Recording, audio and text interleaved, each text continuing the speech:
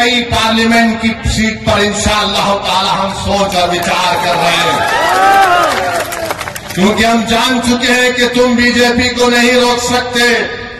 मोदी को अगर कोई रोक सकता है तो इंसाफ पसंद लोग रोक सकते हैं।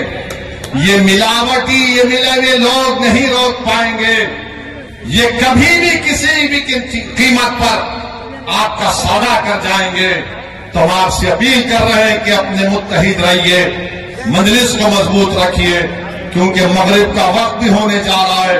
हम आपसे आपके वोटों से मुंतखब शुदा, आपकी दुआओं से मुंतखब शुदा चारों विधायक को उन्होंने खरीद लिया।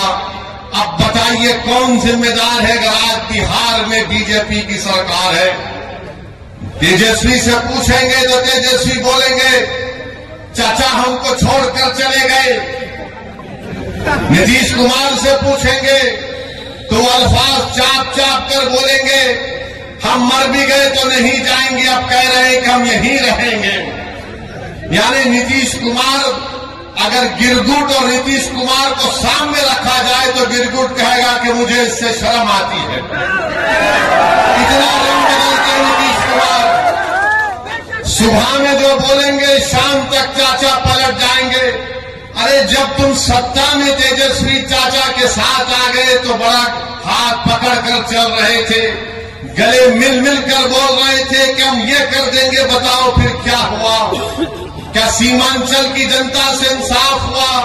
क्या सीमांचल में यहाँ पर आप ही के इस विधानसभा में यहाँ पर 2 अनुमंडल की जरूरत थी, क्या एक अनुमंडल खुला?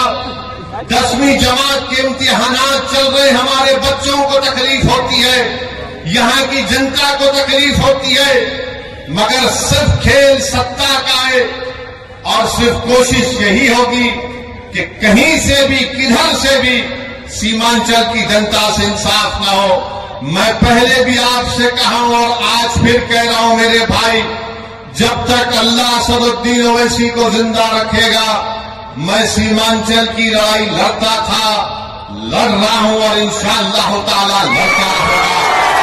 सीमांचल हो जाता है।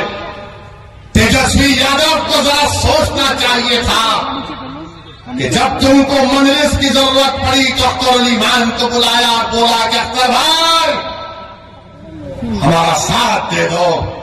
तेजस्वी तुमने जो 4 गुलाब जामुन समझकर हमारे विधायक को खा लिया, वो हजम कर गए तुम उनको? क्या किया तुमने उन 4 का? कहां मुंह दिखाने के काबिल नहीं रहे वो लोग? आज अख्तर अली मान से कह रहे अरे हमने पहले दिन से कहा था कि हम बीजेपी से कभी समझौता नहीं करने वाले, हम कभी समझौता नहीं किए, ना करेंगे कभी इंशाअल्लाह ताला। 2 मरतबा नीतीश कुमार को तुमने मुख्यमंत्री बनाया और 2 मरतबा नीतीश कुमार ने बिहार की जनता को धोखा दिया और बीजेपी को सत्ता दी। मगर बताओ इनकी जबानें बंद है, जबानें बंद है, कुछ नहीं कहते।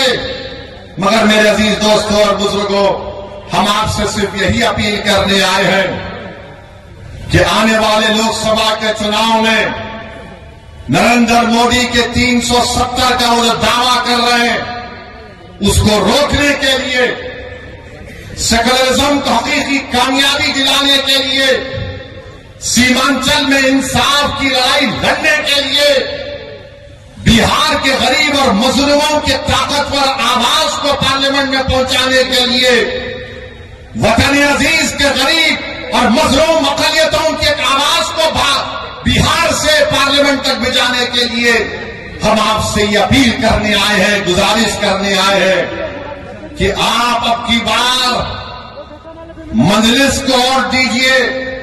जो लोग सेकुलरिज्म की बात करते हैं वो सिर्फ तुम्हारा वोट लेना चाहते हैं और उसके बाद वो बीजेपी को इक़्तिदार देना चाहते हैं।